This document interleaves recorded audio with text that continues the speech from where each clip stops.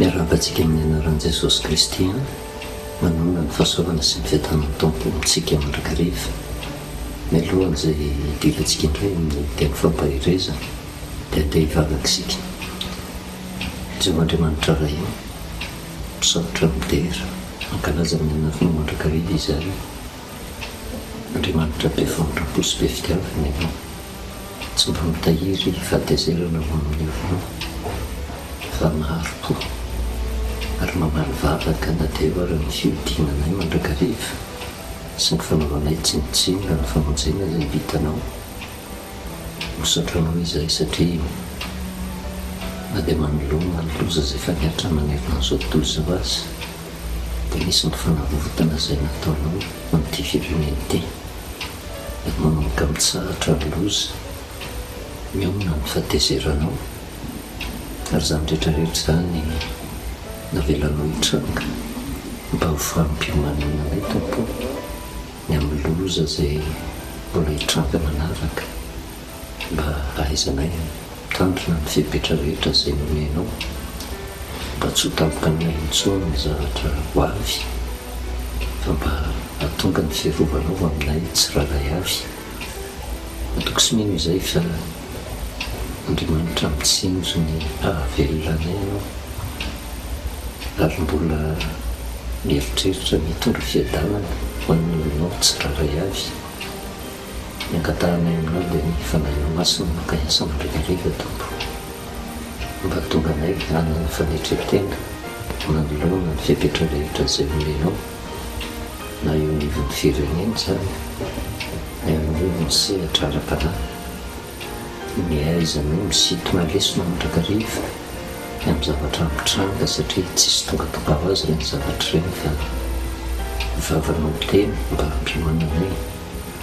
satria ny faran'ny zavatra rehetra dia ompelatananao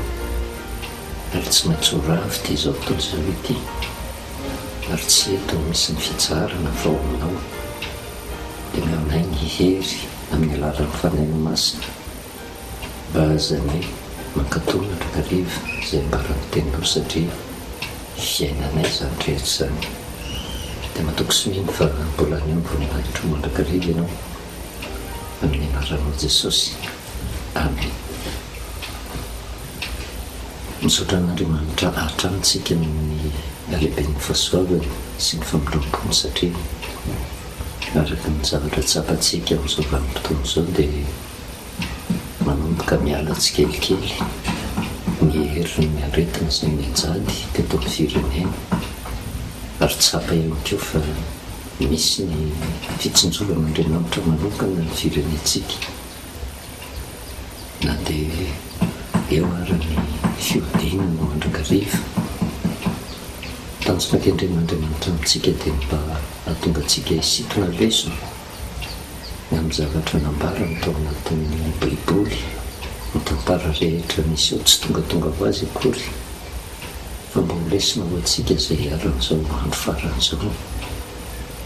Zavatra tsikaritrintsika dia efa manomboka miala tsikelikely amin'ny fiboroana isika ary miditra ao anatin'ny déconfinement izay ny teny malaza izay miverimberina eny am-bavantsika ary misy fifaliana ao anaty. Kanefa ny zavatra tsara ampitaina amintsika hoe izao indrindra no tokony hitandremantsika satria tsy afaka hitentsika hoe efa tonga amin'ny fandraisena ary tsy afaka hisiokintsika hoe tafavoaky ny ala satria ny aretina mbola mitoetra fa matoa miaina ny olona tratra mivalana aretina. Voalohany indrindra dia ny famindrampon'Andriamanitra valim-bavaka raisina avy amin'Andriamanitra araka ny teny izay navitaina tamintsika teto hoe manomboka miomana ny fahatezeran'Andriamanitra satria tsy tian'Andriamanitra hiaritra fahoriana ny zanak'olombelona ary ny tanjona kendreny dia fampiomanana antsika ireny toe-javatra mitrango ireny mba fahatsika miomana ny amin'ny tao-tsarotra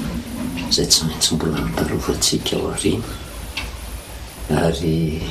navelan'Andriamanitra hivoaka ao anatin'ny fihibohantsika amin'izao vanim-potoana izao satria mbola tian'Andriamanitra hantakatra ny zavatra lalindalina kokoa tsy ny fiainana eto amin'ity izao tontolo izao ity fotsiny ihany fa no mba hitsinjoantsika ny fiainana mandrakizay satria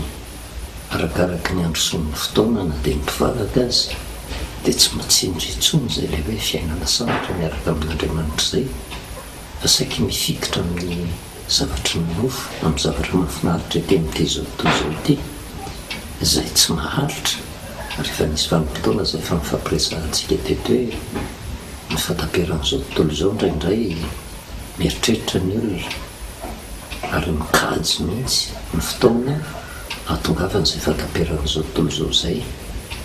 kanefa dininy olona fa olon-kandalo izy ety amin'ity zao tontolo zao ity ary ny fahafatesana ihany keo dia isan'ny marika anankiray fataperan'ity zao tontolo zao ity eo amin'ny fiainantsika ary zay mety ho fiafarantsika miamparana dia miankina amin'ny fahavelomantsika sy ny fankataovantsika ny fepetra hondraisitsika tao amin'izay andro fahavelomantsika zay.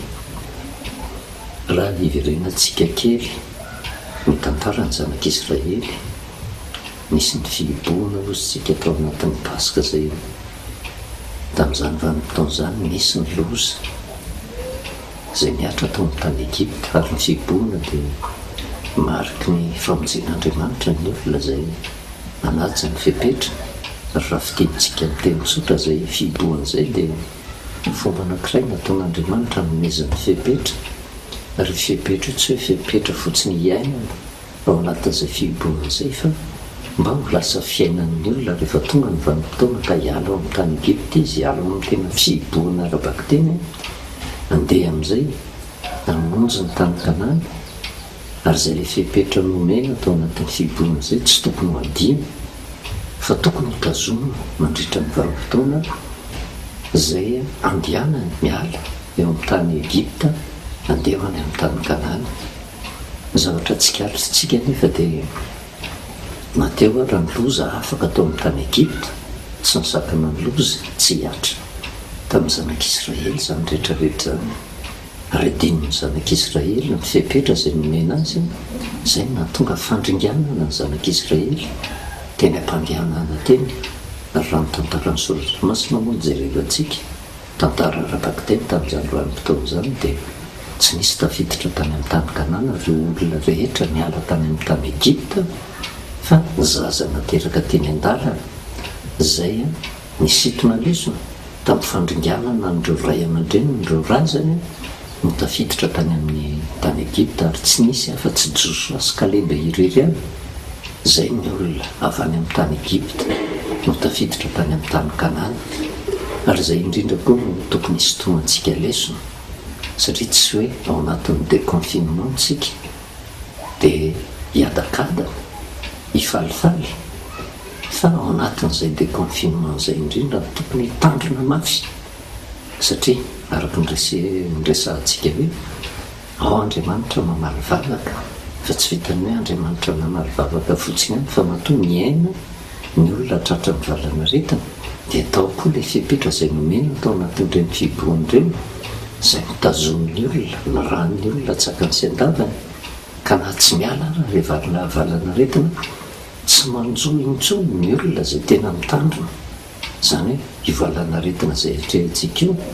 tsy mandositra izy angefa eo ihany fa mila fitandrenana fotsiny amintsika zay velona mba hiaro tena ka tsy ho tratran'izany aretina zany ary eo indrindra ny tena zavatra mampatahotra satria ohatrany mampatsiaro ny tenin'ny Paoly apôstôly hoe rao ny olona dia mieritreritra hoe miadana sy mandry fahizay ozy ka anjova sy tapoka ny fandringanana ary zany indrindra ny tokony hitandremantsika manomboka hatreto satria mamerimberina araka ny tenin'ny Paoly apôstôly hoe tsy mampanenina no manao teny averina ozy mba hasoa ny fanahintsika dia mamerimberina mandrakariva hoe ny fitandremana rery olona na eo misehatra nofo na misehatra ara-panahy aza atao atsirambony eo satria tsy mitsoaka zany ny valana retina ary raha ny soratra masina raha mambara dia mbola misy fahoriana zay tsy haitsika eritreretina miandry atsika fa iny toe-javatra mitrangy iny dia fampiomanan'Andriamanitra atsika mba hanana le toetra fotsiny hoe miampina sy manaja ny fepetra ka na tsy misy ary ny loza dia miambina mandrakariva takan'ny olotokatrano zay tena tsy mamelany trano hotamina o zany lazay ny soratra masina fa mipangalatra izy tsy mankilaza fa tampoka natongavany fa rehefa vonona miambina dia miloa ny olona dia afaka miaro tena manoloana ny zavatra mety hitranga aminy kanefa ny zavatra ho raisitsika indray amin'ity androany ity dia misy fotoanantsika lesona hoe inona ny tanjona kendren'Andriamanitra ihany koa tao anatin'ireny fibohan-dreny mba ahafahantsika mitandrina mandrakariva tsy hoe lasa kory ny loza dia hitsahatra ny fampitandremana fa ny fampitandreman'Andriamanitra dia mandritra ny vanim-potoana avelomantsika no isiny ny fampitandremana tsikelikely sy amikafan'Andriamanitra ny masompanantsika manoloana ny loza izay tsy maintsy ho avy mba hatonga atsika hiantona ary tamin'ny farany moa tsika dia niresaka ny Amosa toko fahavalo ary tena teny fa mananina ny zavatra hitranga amin'ny andro farany ny zavatra nentsika teto hoe indro avy ny andro Jehovah Tompo izay anaterako mosary amin'ny tany tsy mbola tonga akory ny mosary fa ny zavatra tian'Andriamanitra ampitaina amin'izay hoe tsy maintsy hisy izy io kanefa araka ny nambaran'ny soratra masina hoe tsy fanirikanina na etaetan-drano izy fa faniriana andray ny tenin'i Jehovah ary matoa Jehovah miteny an'izany dia mimeloha dia tsy maintsy hisy vanim-potoana hatsapan'ny olona fa le afatr'Andriamanitra ny tena zava-dehibe indrindra izay antoko ny fiarovana sy antoko ny famonjena ny olona antoko ny fanasitrana ny olona tsiraray avy tsy amivana fotoana hitrangan'ny mosary akory no nanambaran'i Jehovah an'izany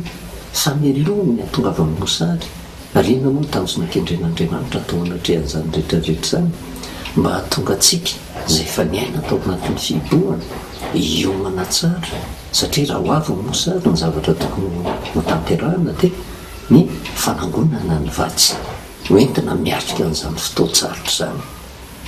ary izay tenin'Andriamanitra izay tsy midika koa hoe hitobaka ny sakafo hitobaka ny zavatra haranofo fa le faniriana andre ny tenin'i Jehovah izay ny mosary na dia ny teny ary ny teny soratra masina hoe tsy fanirikanina na etaetan-drano izy fa faniriana andre ny tenin'i Jehovah izany hoe vanim-potoana anankiray hahatsapan'ny olona fa tena ny tenin'Andriamanitra ny tena zava-dehibe fipetra azo iainana fa rehefa tonga izay mosary izay mety hitranga ara-baka tena takan'izay zavatra nitranga teto amin'ity zao tontolo izao ity teto amin'ny firenentsika fa rehefa niditra tao anatin'ny fibohana nisy fiatraikany mivantana tanteraka mihitsy tamin'ny fiainan'ny olona tsiraray avy eo areto-mandoza izay niatra manerana n'ity zao tontolo izao ity ary tsy nisy izay tsy nimenimenina ny ankamaroan'ny olona satria nisy ny very azy nisy ny tena tao anatin'ny fahasahiranana na dia ny amiko hoanina ary efa nanahirana no mitady azy mosary zany rehetrarehetra izany kanefa ny tenin'i Jehovah dia tena misitona antsika hatakatra zavatra ambonimbony tokoa fa tsy misy mosary tena hitera-doza ho an'ny olona afa-tsy izany mosarena ny amin'ny tenin'Andriamanitra sy ny fipetra apetrak'Andriamanitra izay ary dia hitantsika tao anatin'izany hoe mariky ny fitiavan'Andriamanitra izany mba ahafahantsika manangona provision hoentitsika miatrika an'izay le mosary izay ka na mitranga rabaka teny ary ny mosary le hoe fanirikanina sy etaetan-drano dia efa misy ny provision izay nangonontsika hoentitsika miatrika ny zavatsarotra fa ny zava-panahy ihany koa dia Andriamanitra te hiteny amintsika mba hanangonantsika handraisantsika ny fipetra rehetra omen'Andriamanitra antsika satria ho avy ny vanim-potoana hitady ny tenin'i Jehovah ozy ny olona fa tsy ahita fa rehefa tsy nahay nanangona tamin'ny vanim-potoana tao anatin'izay heverintsika fa ho fiadanana ho fahasambarana tsy nahay nanangona mitazona ny fipetra rehetra mba hoentina miatrika an'izay fotoantsarotra izay ary izay fotoantsarotra izay dia vanim-potoana tena hidiran'ny satana an-tsehatra mihitsy mba hoentina amitahana ny olona ka tsy hatonga ny olona handray ny famonjena dia rehefa tsy aina mandray an'izay le fipetra rehetra men'Andriamanitra izay dia ny zavatra hitranga ho tonga ny fahaverezana ihany izy fa izay le fibohana izay nefa isotonga antsika lesona ihany keo hoe inona nytanjona tena mikendren'andriamanitra tao anatin'ireny fibohan'ireny izay nanomboka tany amin'ny vanim-potoana ny pasika izy io mitoy mandraka ankehitriny na dia ao anatin'ny déconfinement sika amin'izao vanim-potoana izao. Tanjona tena mikendren'andriamanitra dia niverenan'ny olona ho amin'ny fitiavana voalohany, ny hanavozan'ny olona ndray ny fanolovan-tena, ny hanavozan'ny olona le fahateraham-baovao tao amin'i Jesosy Kristy. Ary izay le afatry ny tenin'Andriamanitra izay azo iainana tsara eo amin'ny sehatraran'ofo izay, satria Andriamanitra io tsy Andriamanitra mila voatsiarika. Raha ambara ny tenin'Andriamanitra dia ny fiainana mandrakizay aorianan'ny fahafatesana ihany no tiany ampitaina amin'ny olona, fa Andriamanitra no nahary tongotra aman-tanàna antsika, Andriamanitra no nanome nofo antsika, fantatr'Andriamanitra fa tokony menona sakafontsika ivelona ka antoky ny famonjenantsika sy ny fiarovantsika na dia eto amin'ity izao tontolo izao ty azy, mba hahatonga antsika tena hiverina tanteraka ao anoloana, andiny tena tanteraka manoloana ny afatr'Andriamanitra atao anatin'izay fiboahana izay. Mandray tenin'Andriamanitra anankiray tsika dia zay hitantsika ao amin'ny Petera voalohany toko voalohany, Petera voalohany toko voalohany. Mety ho gaga angamitsika mandray an'ity tenin'Andriamanitra ity, satria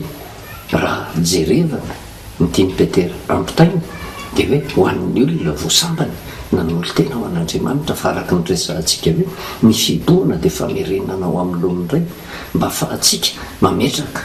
fanontaniana ny tenantsika hoe tena efa nateraka marina ve isika. Kanefa tao anatin'iny fibohana iny dia nahaverin'Andriamanitra ao anatin'ny fahateraham-baovaontsika na eo amin'ny sehatraran'ofo na eo amin'ny sehatraram-panahy, ary vita ny fibohana. Dikan'izay tahaka ny olona olom-baovao indray tsika, tsy mitovy amin'ilay fiainantsika taloha intsony ny fiainantsika amin'izao vanim-potoana izao, fa fiainam-baovao, izany hoe olona izay nanaja ny fipetra ary mitazona n'izay fipetra izay mba ho entiny miaina. Dia izao no voasoratra ao amin'ny Petera voalohany toko voalohany 7:20, fa efa teraka indray nareo izy tsy tamin'ny voa mety loha fa tamin'ny tsy mety loha, dia ny tenin'Andriamanitra izay velona sady maharitra. Izany hoe raisin'Andriamanitra takan'ny olona efa nateraka indray isika. Izany olona nateraka indray izany dia olona tena nanolo tena ho an'Andriamanitra, olona tena vonan-katao ny famarinana ny teny soratra masina, olona tena nandray an'i Jesosy, olona mitsinjo ny ho azy ary manatanteraka ny tenin'i Jesosy Kristy hoe niambena ianareo miomana fa tsy fantatrareo na ny ora na ny fotoana izay hatongavany zanak'olona eny amin'ny rao an-lanitra, fa taka ny fiavon'ny mpangalatra ozy no fiavon'ny zanak'olona, ary miaraka amin'izay fiavon'ny zanak'olona eny amin'ny rao an-lanitra izay ihany keo ny zavatra hitranga meloha kely fotsiny ny ataperan'ity zao tontolo izao ty, izay averimberitsika mandrakariva hoe mbola isy loza tsy misy to azy hatr'izay mandraka ankehitriny, ary tsy isy to azy tsony amin'ny avy. Izay ny zavatra hitranga na dia mafy ary ny zavatra nieretan'ity zao tontolo izao ty, tsy mbola ireny ny tena loza, fa misy loza tsy haitsika eritreretana ary tampoka nahatongavan'izy io. Ary izay no mahatonga an'Andriamanitra mampionana antsika tanteraka, napiditra antsika tao anatin'ny fibohana, tao anatin'ireny loza ireny mba ho lasa toetra raiky tapisaraka amintsika ny fiomanana. Izany hoe le fibohana iny zany dia mariky ny famola volany atsika mba ho ateraka olom-baovao, zany hoe mba tsy le fiainantsika tany aloha intsony no fiainantsika aty aoriana. Ary izay no mahatonga antsika miresaka ao anatin'izao teny fampahirezana izao hoe marina fa tao anatin'ny fibohana nisy ny loza, mety voarotsika tao anatin'ny fibohana, fa miditra ao anatin'ny déconfinement tsika zany, miala tsikelikely amin'ilay fibohana ara-baka teny, eo no tokony hitandremana tsara. Satria raha mijery tsika raha ny voalazan'ny soratra masina fa efa teraka indray ianareo, zany olona teraka izany zany olona tsy mijanona tsony tao kibondreniny zany, fa olona efa mivoaka nateraka mba hivelona eto amin'ity zao tontolo izao ity. Zany hoe ny olona tao amin'ny kibondreniny zany no azo atao hoe ny hiboka izy tao, fa misy ny vanim-potoana tsy toetra ela mintsony. Manatanteraka ny tenin'i Jehova hoe raha ny teny Isaia 9:20 hoe midihira ry oloko ao amin'ny efitranonao mirindrina varavarana mere kely ndray mipina somonjy mandra-palasa ny fahatezerana zany hoe iny fiboana iny zany dia tena afatra Andriamanitra mba hatonga atsika tena no ateraka indray anavao ny fanoloran-tena atsika hoentsika mametraka fanontaniana amin'ny tenantsika hoe tena isan'izay nateraka indray ve tsika ary ny voalaza ny soratra masina dia hoe efa teraka indray ianareo izy tsy tamin'ny voa mety loha fa tamin'ny tsy mety loha dia ny tenin'Andriamanitra zay velona ozy sady maharitra zany hoe raisin'Andriamanitra tsika amin'izao vanim-potoana zao tahaka ny olona efa nateraka indray zany hoe tsy mijery sarangan'olon'Andriamanitra fa niizany izy zay nandalo tao anatin'ny fiboana iny dia raisin'Andriamanitra fefa teraka indray zany hoe efa tena miala tao anatin'ny fiboana fa hiatrika eto amin'ity zao tontolo zao ty kanefa inona ny zavatra miandry eto amin'ity zao tontolo zao ty loza amina tambo ny miandry eto tsy taka ny tao anatin'la fiboana satria fantatritsika mitreitran'ny olona zay mitondra am-boka ny zanany fa mila fitandremana sakafo hohanina tandremana rano sotroana tandremana ary ny fiainany ray manontolo tandremana mba ho ateraka somatsara ny zaza ka rehefa nateraka tsy mijanona treo ny fikolokoloana fa mila fitandremana koa ny mitaizany iny zaza iny mandra-pahalehibeny mba ahafahany miaina ao anatin'ny fiainatsambatra eto amin'ity zao tontolo zao ity ka ny tenin'Andriamanitra tsy dia milaza fefa teraka indray nareo izy tsy tamin'ny voa mety loha fa tamin'ny tsy mety loha dia ny tenin'Andriamanitra zay velona sady maharitra ary raha mijerytsika ny tantaran'ny zanak'Israely dia iny fiboana tao amin'ny andro Paska tany amin'ny tany Egypte iny le hoe fiboana isa tokantrano tsy hoe nitambatra ny zanak'Israely nankalaza ny Paska mitandrina ny Paska fa isa tokantrano nanomezan'Andriamanitra baiko ary misy ny famantarana zay nibaikona ny Mosesy hoe tsy maintsy vonoana ny zanak'ondry tsy misy kilema atsatsika amin'ny afo hohanina miaraka amin'ny mofo tsy misy masirasira sy ny anana mangidy ary ny raha tetina mitatom-baravakana sy ny tolam-baravarana mbola zavatra somary lalindalina raha hidirantsika amin'ny antsipiria ny afatr'Andriamanitra ao anatin'ny Exodosy 12 fa vanim-potoana anankiray ametrahan'Andriamanitra mitomboka se eo amin'ny olona hidina ozy Jehova ka raha mahita le raha famantarana eo amin'ny tranonareo dia andalanareo ka tsisy loza andringanana anareo ary zay le tomboka se zay le lazaintsika hoe miorona ao ambadika zay ny fepetra tian'Andriamanitra ampitaina amin'ny olona mba atonga fiserovana ny olona rehefa tonga izy ka hivoaka andeha hiala amin'ny tany Egipta ho any amin'ny tany Kanana ary zay le fiboany zanak'Israely zay le fitondrana azy amboka ny kolokoloana tao akibon'ny reniny ny kolokoloana mena ny fipetra rehetrarehetra sy ny fitaovana rehetrarehetra mba hoentiny miaina rehefa aveo mba tsy hotratra ny loza izy rehefa aveo ary ny fivoahany zanak'Israely tao amin'ny tany Egipta no mariky ny fahateraham-baovao mariky ny fahateraham-baovao ary eo no mipetraka amin'izay hoe tena voinina ary no vo ny kolokoloana le zanak'Israely tao amin'ny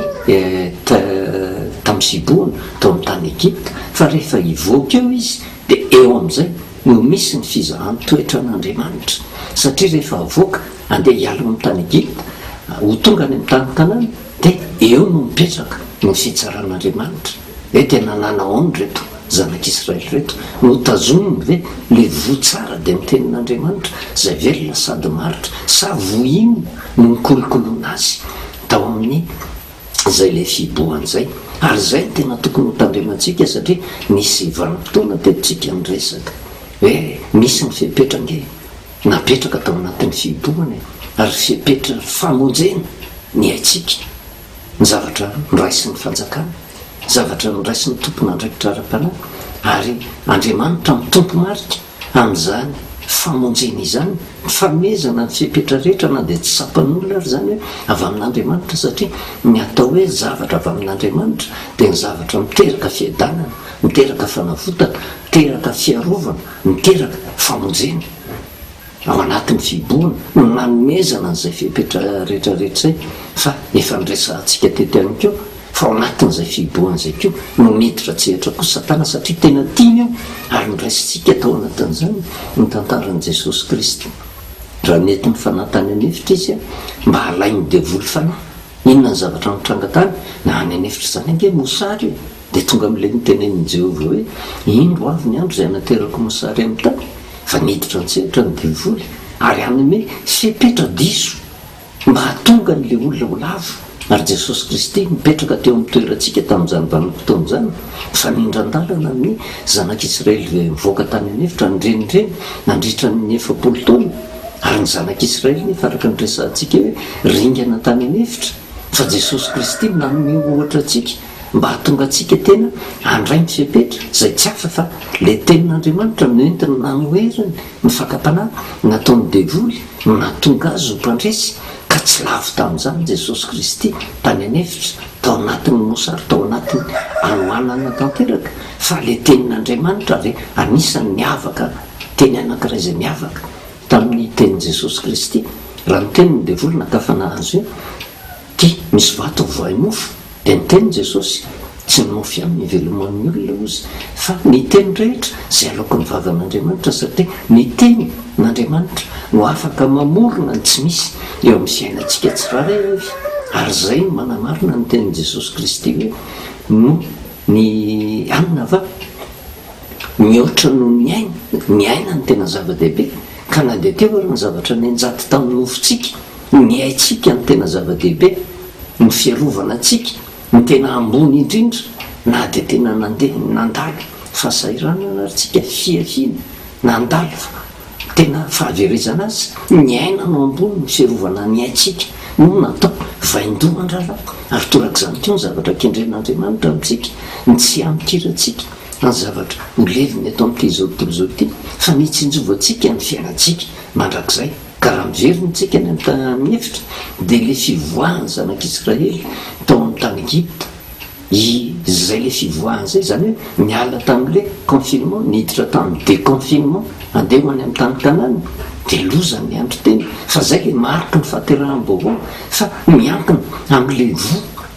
izay miterahana an'le olona amin'izay miankina amin'izay le nitoetrany eny am-pandehanany eny ary io no tokony hotandremantsika satria tsy hoe efa manomboka resy ny valana retina ka tsisy loza hiatra amintsika fa voinina ara no manosika atsika andeha mandritra ny efitra izay andalovantsika mandritra ny déconfinement satria io vo io araka nyresantsika hoe tsy misy tsy hoe Andriamanitra fotsiny manome fepetra fa ny devoly koa mitsofoka ao anatin'izay mba hatonga atsika ndray fepetra diso ka hatonga atsika ho tahaka ny zanak'Israely tany amin'ny tany Egypte satria le fotom-pisainana nentiny voaka tao amin'ny tany Egypte natonga azy niodina tamin'ny Mosesy niodina tamin'Andriamanitra izay niteraka korotana sy fitaka maro isan-karazany ka nitaonany olona indray hoe tena andao hifidy olona tsika ho mpitarika atsika fa efa tsy izy tsony ny Mosesy iny dia niteraka korotana fa natonga fandringanana ho any zanak'Israely izany rehetrarehetra izany ary teny amin'ny tany efitra iny tao amin'izay le fahaterahanam-baovao ny zavatra dininy olona dia zao manomboka hatreo koa manomboka amin'ny fitsaran'Andriamanitra manomboka amin'iny fivoahantsika ao anatiny dia déconfinement satria ho tsarain'Andriamanitra amin'izay ny amin'le vo izay niterahana atsika isika ka raha vo tsara ny tao anatintsika dia ny zavatra hita eo amin'ny fiainantsika dia hiteraka vo mahafinaritra eo amin'ny fiainantsika hiteraka vokatra tsara eo amin'ny fiainantsika eo amin'ny fiainam-pirenena eo amin'ny fiainam-piangonana satria le fepetra tena marina no nyraisina raha vo ratsy no raisitsika dia ny zavatra mitranga ihany koa tsy hiteraka fiadanana fa hiteraka fahasahiranana eo amintsika ary ny zavatra tena tahorana hiteraka fahaverezana mandrakizay amintsika rehefa tonga ny fahataperan'ity zao tontolo zao ity hijeritsika ohatra nyraisin'i Jesosy Kristy any amin'ny Matthieu 7:20 Matthieu 7:20 dia ny 9:7 ka hatramin'ny 7:30 satria ao anatin'ny fiboana nositsika dia ao anatin'izay no anomezana voatsika ary ametrahantsika fanontaniana zany hoe famerenana atsika ao amin'ny loany mihitsy mba ho tonga ny fanavaozam-panahy ho tahaka ny olom-baovao ateraka indray fa miankina amin'le vo na le fepetra no raisitsika ny fomba fiainantsika rehefa aveo satria iny no hibaiko amintsika amin'izay eo amin'ny fiainantsika tsiraray avy. Ny andiny faefatra amby 20 ka hatramin'ny faha-telopolo dia zao ny voasoratra hoe ary nanao fanoharana hafa-koa taminy izy ka nanao hoe ny fanjakan'ny lanitra ozy dia tahaka ny lehilahy anankiray izay namafy voatsara tamin'ny tanimbariny. Zay le mariky ny fiboana ozy sika ary ty lehilahy anankiray namafy voatsara ty dia io le Andriamanitra tompo marika ny amin'ny sepetra mba hiteraka vo tena mahafinaritra eo amin'ny fiainan'ny olona, kanefa tsy voaratsy no nafafiny teo amin'ny tanimbary fa voatsara no nafafiny. Fa raha natory ny olona ozy dia avy ny fahavalony ka namafy voatsiparifary teny amin'ny vary dia lasa nandeha. Raha vao natory ny olona dia ny zavatra mitranga ozy avy ny fahavalo ary io fahavalo io ao anatin'ny torimaso. Raha vao miresaka torimaso ihany koa tsy misy olona hoe ankandeha atory dia ny mpivoatsena no atory, fa zay keo le mariky ny fiboana ao anatin'ny toerana mangina, ao anatiny ianao le mitokana mihitsy, ao koa miditra antsehatra ny fahavalony ary inona no atony amafy voatsiparifary, zany hoe voaratsy teny amin'ny vary dia lasa nandeha, zany hoe nafangarony tao le voatsara sy voaratsy. Rehefa naniry ny vary ozy ka niteraka dia niposaka koa tsy parifary dia avy ozy ny mpanampiny raha lehilahy ka nanao tamin'ny hoe tompoko tsy voatsara ve ozy no nafafinao tany amin'ny tanimbarinao ko avy taiza kosa ny tsy parifary. Dia hoy izy taminy fahavalo no nanao izany izy ary ny mpanompo no nanao tamin'ny hoe ko tianao va no andehananay hanongotra sy hanangona azy, fa hoy izy tsy fandrao raha manongotra ny tsy parifary ianareo dia voongotra reo miaraka amin'n'itro ny vary. Aoka ihany hiara-maniry izy roaroa izay mba raha-piavin'ny fararano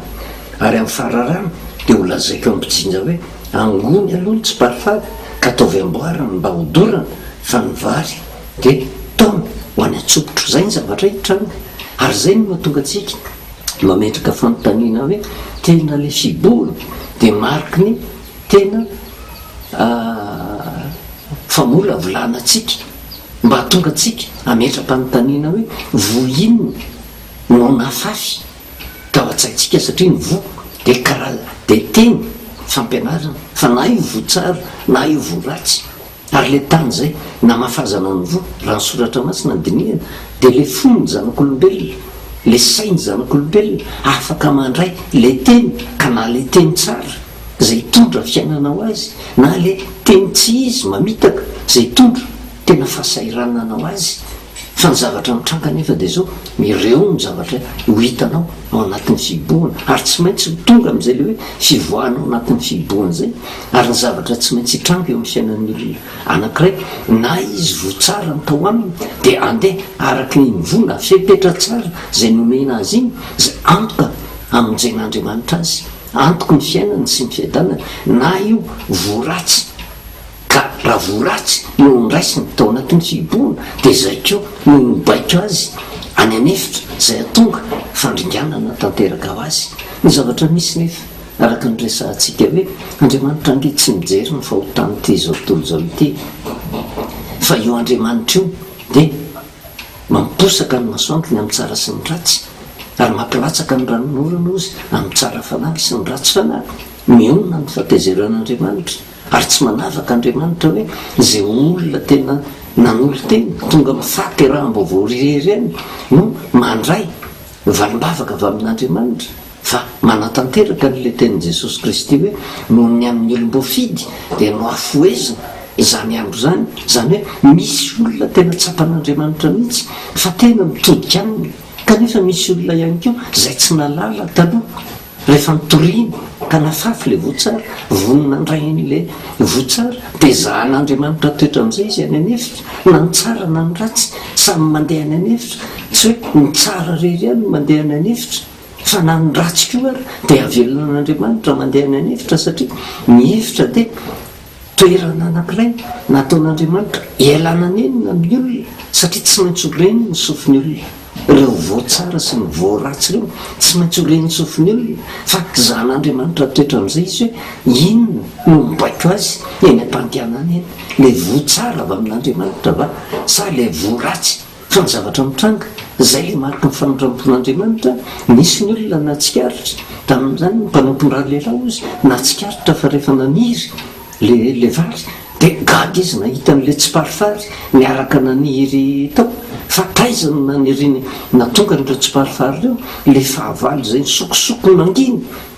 tao anatin'le tolomason'le olona namafy an'le tsiparifary anika niaraka naniry tao daholy ny vary sy ny tsiparifary. Ary zay no tsy tokony hijerevantsika olona, tsy tokony hitsarantsika olona fa te mpanompon'le raha lehilahy ty dia miteny hoe tianao ve tompo raha ongotanay ny tsiparifary. Fa jereva mila fanondrampon'andriamanitra hoe tsy ozy fa avy aloha hiara-niry eo ihany izy roa. Zany hoe ao anatin'le hevitra zay namafazana n'le vo, ao no namafy votsara, ao no namafy voratsy, ao no nandeha arak'le votsara zay nafafy taminy, ao no nandeha nanaraka n'le voratsy fepetra diso. Fa saingy navelan'andriamanitra hiaraka hiaina teo ihany. Zany hoe tsy anjarantsika no tsara,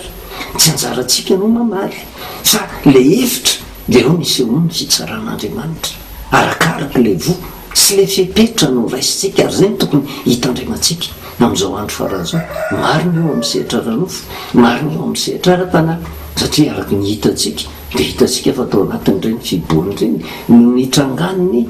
tena foto-kevitra mamoehitra rehetrarehetra, le tena mitady korotana ampisavoritaka n'le vahoakan'andriamanitra mba tsy hanaja n'le fepetra atonga ny olona horingana. Fa tao anatin'ireny kosa nefa nisy ny fialany enina mba hitandrovan'ny olona ny aina. Ka ninonenina toe-javatra mitranga satria milona ny fahatezerin'andriamanitra, navelan'andriamanitra hiditra ao anatin'ny déconfinement tsika na tsara na ratsy afaka mifiboana avokoa. Fa eo mipetraka ny fanontaniana nateraka le voratsy hoe sa nateraka le votsara. Fa ny zavatra mety ho adin'ny olona dia ty ao anatin'izay hevitra zay, ao anatin'izay déconfinement zay, ao no miditra antsehatra-andriamanitra mamaly ny olona araka ny asany meny fotoana ahafahany miaina, na ianao anao ny tsara na ianao anao ny ratsy. Fa misy fotoana voafetran'andriamanitra elany enina amintsika mba hahatonga atsika hitodika ka handray le votsara na le fepetra tsara mba azahoantsika ny fiadanana. Fa voafetra io vanim-potoana io, fa rehefa tonga ny vanim-potoana anankiray na dia miara-maniry ary izy roroa. Ary zay le famondrampon'andriamanitra na ny tsara na ny ratsy velole miany angeny, na hitondra korotana na hitondra filaminana miaraka ny mandrakariva angeny. Kanefa ny zavatra resahany aty amin'ny andin'ny fahatelopolo ary io no tena zavatra mampatahotra hoe ny andin'ny fahatelopolo ny Matthieu 7:7 aoka ihany ara-maniry izy roroa zay mbara-piava amin'ny fararano ary amin'ny fararano dia ho lazaiko ampijija hoe angony aloha ny tsiparifary ka ataovy amboara no hodorana fa ny vary dia atao miaminy atsotra. Eo no miseho ny fitsaran'andriamanitra, tsy mbola miala eto amin'ity zao tontolo zao ty. Ary zay le fararano zay le fataperan'ity zao tontolo zao ty, kanefa melohany le ataperan'ity zao tontolo zao ty dia mitaty ny voka-dratsiny ny olona zay tsy nanaja ny fepetra. Fa melohany ny atongavany fataperan'ity zao tontolo zao ty koa dia iseho ny famondrampon'andriamanitra ho amin'ny olona zay manaja ny fepetra, ka tsy mijanona fotsiny hoe ankefa lasa ny fiborana dia ajanona ny fepetra. Fa ny tokony ataontsika dia zao na dia ao anatin'ny déconfinement dia vao mainka atazony mamafy mihitsy ny fepetra mba hierovana ny aintsika mba tsy hatonga antsika ho ringana ka ho tonga ny fitsaran'andriamanitra. Satria mazava mivoaka ny zanak'Israely tao amin'ny tany Egypte andeha ho any amin'ny tany Kanana, niseho ny fitsaran'andriamanitra fa ringana tany anefitra avokoa, tsy tonga tany amin'ny tany Kanana koa, ringana tany anefitra. Ireo tsy nanaja ny fepetra rehetrarehetra. Ary zany koa ny zavatra tsy maintsy hitranga mahatonga antsika amin'ny resaka hoe na tiantsika na tsy tiantsika andro fitsaran'andriamanitra zao. Ary tokony hitandrinantsika andinika ny tenantsika hoe tena mivoaka tao anatin'ny fiboana, tena nateraka le vo, tsy mety lo ve tsika sa vo tena mety lo niterahana atsika. Fa isy valiny eo amin'ny fiainantsika tsiraray avy io, ary mariny io na eo amin'ny sehatra ranofo na eo amin'ny sehatra ara-panahy. Ka ao amin'ny sehatra ranofo dia zao ny olona matahotra an'andriamanitra, ny olona mitsinjo ny tena fivoarana marina, ny olona tsy mitady korotana dia mbola eto amin'ity zao tontolo zao ahanjaanja an'andriamanitra hoe tena ho ataon'andriamanitra hafa zany. Fa ny olona zay miteraka korotana zay tena nivoaratsy ny tao anatiny io dia zao misy fotoana voatendrin'andriamanitra dia nifararana hovalian'andriamanitra reny rehetrarehetra reny. Inona moa nitanjonakendretsika mba ahatonga atsika hoe nateraka ilay votsy mety loha, nateraka ilay votsy mety loha ny amaranantsika azy Malakitoko 7 ary marina dia tenin'andriamanitra te satria zavatra hitranga amin'ny andro farany io, satria ny Malaky, bokin'ny Malaky dia filazana ihany koa ny faminaniana hitranga ny amparany. Fa rehefa tena napetraka ilay fipetra, satria isy loza tsy maintsy hitranga anjo ity zao tontolo zao ity dia nahary avin'andriamanitra mihitsy no misy ny olona ho tonga mitahotra an'andriamanitra ary tsy nitahiry izany ho azy samyrery fa nampita ny afatra rehetra avy amin'andriamanitra tamin'ny manodidina azy mba tsy hatonga azy isan'izay horingana. Dia ny Malakitoko 7 ny 9:20-12 zao ny voasoratra hoe ary tamin'izany zay natahotra an' Jehovah ozy dia samy resaka tamin'ny namany avy ary Jehovah niainka nandre izany ary nisy boky nosoratana teo anatrehany ozy ho fahatserovana zay natahotra an' Jehovah sy mihevitra ny anarany. Izany hoe zay nandreny tenin'ny Jehovah tamin'izany vanim-potoana izany sy natahotra an' Jehovah tsy nitahiry izany ho azy samyrery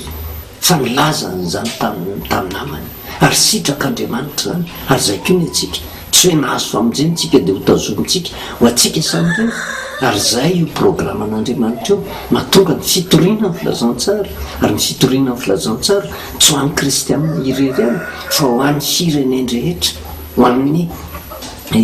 vahoaka rehetra na inona tokom-pivavahana misy azy dia misy an'io Andriamanitra tokana sady marina io zay mitsinjo ny olona rehetra ary tiany olona rehetra ho vonjeny kanefa tsy manao anterisetra fa miakana amin'ilay safidim-pon'ny olona ny famonjeny zay raisiny ka zay nandray an'ilay famonjeny dia zao tsy mahatazona izany ho azy samyrery fa mananatra no manodidina azy ary izay indrindra no ahatserovan'Andriamanitra n'izany olona matahotra an' Jehovah zany. Dia ny olona tahaka an'izany ozy ny 7:20 satria votsara no raisiny ary ho rakitra soa ho ahy ireny ozy amin'ny andro zay ho tendreko ho Jehovah tompony maro ary ho anitra azy aho toy ny olona ahitra ny zanany lahy zay manompo azy. Misy fotoana voatendrin'Andriamanitra ozy tsika amin'ilay andro zay ho tendreko, izany hoe hanomboka ny famalian'Andriamanitra ary ho tonga ny fararano satria amin'izao vanim-potoana zao avelan'Andriamanitra anireo daholo nge ny vary sy ny tsy parivary ninona teo tanàn'ilay olona ary zay no mahatonga antsika hoe aleo mitodika amin'ny tenantsika hoe tena olona nateraka indray tsika rehetra zao, nateraka indray tsika tafavoaka tao anatin'ny fibohana fa nateraka ny vo mety loha sa nateraka ny vo tsy mety loha. Dia ny zavatra hitranga ny 9:20 areo no tena mahafinaritra ka dia ho hitanareo indray ozany tsy fitovian'ny marina sy ny melo dia no manompo an'Andriamanitra sy ny tsy manompo azy. Miaina ao anatin'ny vanim-potoana ny fitsaran'Andriamanitra tsika amin'izao vanim-potoana izao ary zay ny tokony hitodiantsika hoe tsy mitsahatra io io fa nateraka n'ilay vo mety loha ve tsika sa nateraka ilay vo tsy mety loha. Dia ilay tenin'Andriamanitra zay velona sady maharitra fa rehefa tonga io fitsaran'Andriamanitra zay mieritreritra hoe anka velona tsika amin'izao vanim-potoana izao hoe tsy tratry ny loza tsika ohatra ny resy le valana retiny fa avelan'Andriamanitra hiaraka anireo foana ny vary sy ny tsy parivary fa le vary ho angonina ka atao any atsopotr'Andriamanitra ve tsika sa le tsy parivary zay atao fehiny iray ka hodorana amin'ny afo. Ary zay ny tena tokony hitandremantsika fa tenin'Andriamanitra marina mandrakariva ary tsy miverina amin'Andriamanitra zany teny zany raha tsy efa natanteraka zay nanoran'Andriamanitra azy ho amintsika mba ho fanavotana an'izao firenena zao ary mitanjona kedren'Andriamanitra dia mba hahatonga antsika tena ho tafaverina tena nisambatan'olona tsiray avy firenena iray manontolo mba ho tonga matahotra an' Jehovah mba hisin'ny fiadanana sy ny fahasambarana ary matoko sy mino isika fa zao firenentsika izao dia firenena matahotra an'Andriamanitra ary dia nizaniza tena nanaiky andray an'ilay votsy mety loha dia ho isan'izay ho afaka ny amin'ny loza izy ary ho isan'izay angonin'Andriamanitra ho any amin'ny sopotr'Andriamanitra hiadana ity amin'ity zao tontolo zao ity ary ny fanomezana mamem-pony dia ny fiainana mandrakizay fa zay rehetra zay nateraka ny voratsika ozy ho angonina hodorana amin'ny afo ozy ny lazay ny tenin'Andriamanitra ka mba tsy ho isan'izay tena voaratsy isika fa mba ho isan'izay tena le votsara no hitarika atsika nateraka olona nateraka indray any dia tamin'le votsy mety aloha dia mitenin'Andriamanitra osy izay velona sady maharitra mba amindran'Andriamanitra fo amin'izao firenentsika izao hivavaka isika. Jehovah'Andriamanitra ray eo dia misaotra anao indray izay no ny alehibeny ny fitiavanao tsy mitsahatra ny mampatsiaro anay mandrakariva ny hevitry ny zavatra rehetra izay mitranga satria tsy nysoa ihany tokoa no raisinay avy aminao fa ny ratsika ary navelanao andalo vetivety tao anatin'ny fahoriana mba ho fanamboarana anay ary namafazanao no votsara kanefa tsy tapona venina ihany koa fa ny fahavalo dia ny devoly na mafy voratsy ny angatahanay aminao dia mifanahinao tompo no hiaro anay tsiraray avy hijery ny vahoaka malagasy mba tsy hahatonga azy ho tonga ao anatin'ny fitaka ka ndray ny fipetra-diso izay tondra korotana sy tondra fandringanana ka tonga ny fahatezeranao indray fa mba handray n'ilay fipetra tena marina amin'ny fahatahorana anao ka tonga n'izao firenena izao no tonga ny fiadanana ka namanahoana loza mety ho tonga dia ho arovanao zao firenena izao mbola mametraka eo am-pelantananao mandrakariva tompo ny mpitondra fanjakana mba le fanahinao masina no miasa tanteraka aminao ao aminy mba tsy hatonga azy anao atsirambina tompo ny afatry ny teninao zay velona sady maharitra fa mpatonga azy andeha araka ny famarina mba ho fiadanana zao firenena zao jereo manoka zao firenena zao mamirafo aminy tahaka ny namonjenao tao anatin'izao aretin'izao dia mahatoky izay fa ny fiarovanao dia mbola hiasa tanteraka amin'izao firenena izao mba ho lasa ohatra manerina n'izao tontolo izao fa firenena matahotra anao Jehovah dia misaotra indrindra ray amin'ny anaranao Jesosy amen. Dia manao mandra-piaona vetivety amintsika fahasoavana sy ny fiadanan'ny tompo amintsika mandrakariva veloma.